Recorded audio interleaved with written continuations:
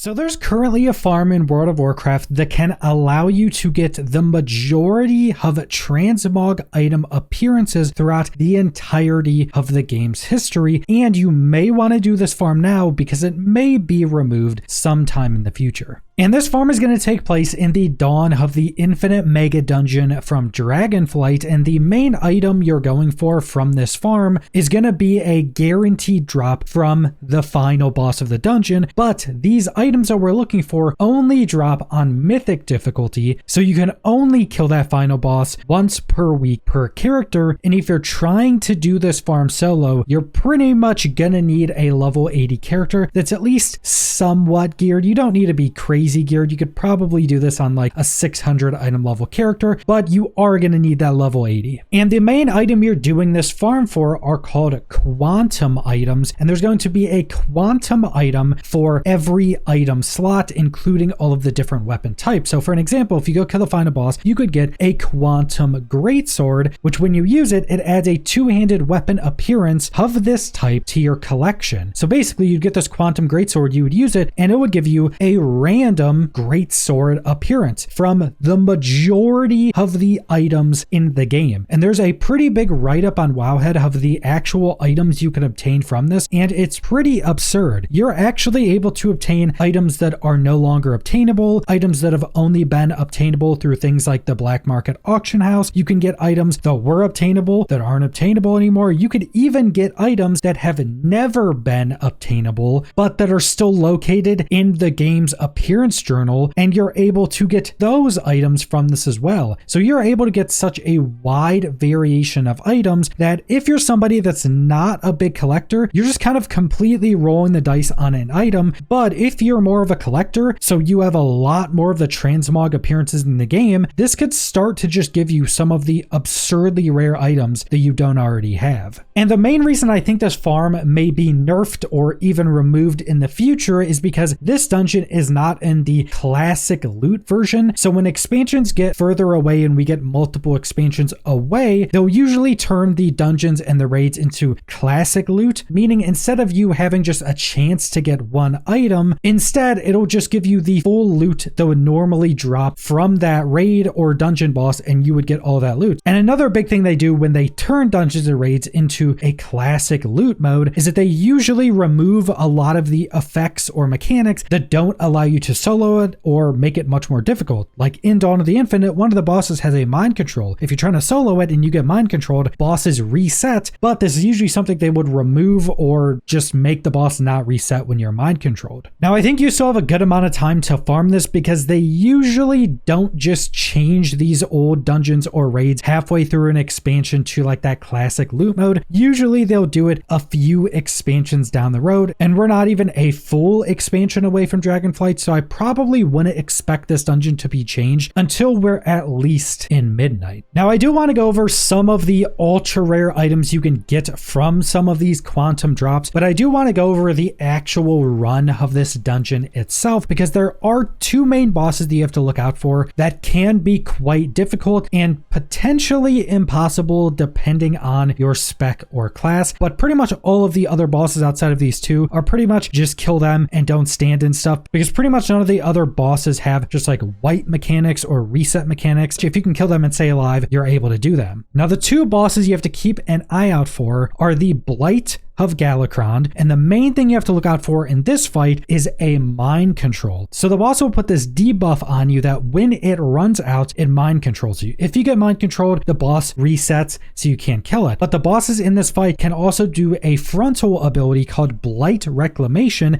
that if you stand in that, it removes the debuff from you, and if it lines up correctly, that can help you kill this boss much more easily. But when you're a level 80 character, let's say you're 600 plus item level, you should have enough damage to be able to pretty much fully skip the mind control mechanic because of the phasing of this boss. So anytime this boss enters a new phase, it removes that debuff from you. Now the boss will enter phase 2 at 80% health, and then at 50% health, the boss will go into phase 3. So the first two phases are actually pretty easy because the DPS check is pretty low when you're a level 80 character that's slightly geared. So the third phase, you're going to have to do 50% of the boss's health. So the third phase is going to have the really big DPS check, unless you get lucky with the frontal breath timings where you can remove the debuff on yourself so you don't get mind controlled. Usually you just have to do this boss's entire HP before you get fully mind controlled. Now the second boss is Iridon, and depending on your class or spec, this one may be significantly harder or potentially impossible, because at one point during the fight, Iridon will cast the Stonecracker Barrage ability, and you'll put 2 circles on the ground. Normally with a 5-player group, the tank would stand in this front circle and all of the rest of the group would stand in this back circle, which would stop Chromie, which is also in this fight, from dying. But because there's only you to be able to soak the damage, Chromie will die unless you can heal her. Now I did this on a Prot Paladin because if you have pretty much any slightly decent heal that you can do 2 of them very fast back to back, you can keep Chromie alive because she takes massively increased healing. I think it's like 3000% increased healing. So on a Prot Paladin, I can just Word of Glory back to back and she stays alive, because if she dies, the fight ends. The boss will just kill you. So if you're a class or a spec that can't heal, you probably can't do this. Now I know if you're geared enough and can put out enough burst damage, you can pretty much just skip this, because once you do enough damage to fill up Iridon's energy at the bottom, he goes into the final phase where he doesn't do this attack anymore. It's just a burn phase at the end. So if you can out DPS it, you don't have to worry about this. But if you can't, and you're a class that doesn't have a way to heal Chromie, you pretty much can't do this fight, or there's just some workaround that I don't really know about. And after you've defeated those 2 bosses, all of the other bosses in this dungeon are pretty easy. They're basically just kill the boss and keep yourself alive, and most of them don't really do any significant amount of damage until you get to Lord Deios, which is the final boss, the one you actually want to kill, because his frontal cone ability that you can't dodge does a pretty big damage over time on you, and he also drops 2 orbs that give you a debuff after the first one goes off, so the next one will deal ridiculous damage. For the orbs, you can just stand in one, you let the first one blow up, it'll give you a debuff for a few seconds, wait till that debuff falls off, and then you can let the other orb drop. But when you're at like 600 plus item level, I think most classes are going to be fine. I don't think the orbs do that much damage. I think it's the frontal breath ability that puts a dot on you, which is really going to be the thing you need to survive through. And once you kill the final boss, you'll get one of the random quantum items. Now keep in mind, there's a quantum item for every different item slot. So if you're looking for great swords, you could potentially not get one. You could potentially get a quantum helmet or quantum shoulders or anything like that. So keep in mind, this farm is pretty heavily reliant on RNG. You can still get some pretty cool items for any slot. You can also do it on any character, and these aren't armor type dependent. So if you get quantum shoulders, you could send that to any character if you're looking for plate shoulders or if you're looking for leather shoulders. Now it does also seem that these are currently bugged, because it says they require level 70 if you're on a character below level 70, but if you're on a character above level 70, it says they require level 70, or they require you to be level 70 or below more specifically. So it seems like you need to send this to a character that's only level 70. It seems you can't be lower or higher than level 70 currently to use these. So keep that in mind. If you don't have any specifically level 70 characters, you may have to level 1 up to that point, which is pretty easy right now because there's so much experience boost. But keep in mind, these bind to your warband, so you can put them in your warband bank, send them to anybody if you're looking for different items depending on their armor type.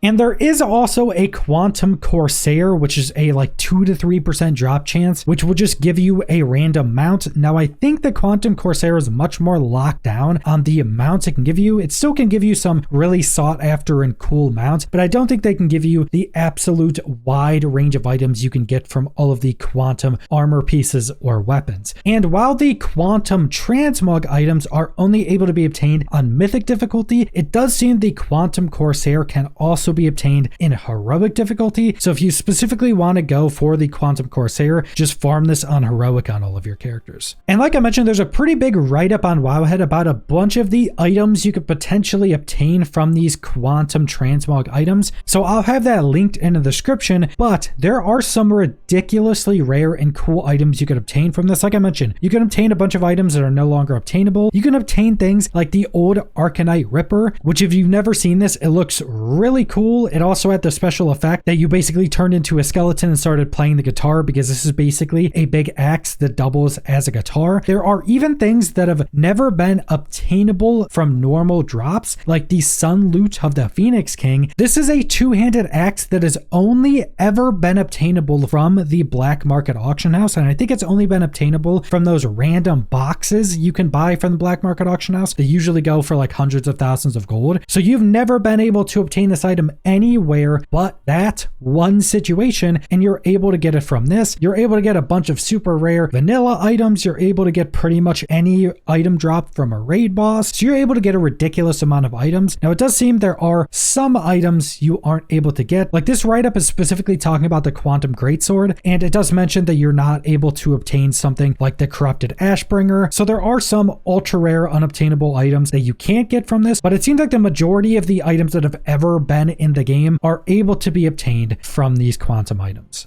Now, on a side note, there are some workarounds to where you can get your alts saved to like a save for the last boss of this dungeon that has been changed over the years, but it seems like there is a workaround you can do. So I'll have that. So I'll have an explanation of that method linked in the description as well. But also, if you have someone else that's willing to help you, it should be much easier to save alts on this. But if you're a fully solo player, there should still be some workarounds to do that. But that's pretty much the entirety of this farm. I would definitely recommend doing this if you're a collector, or if you just kind of want some RNG chances at random transmog items. But that's all I want to go over, so thanks for watching.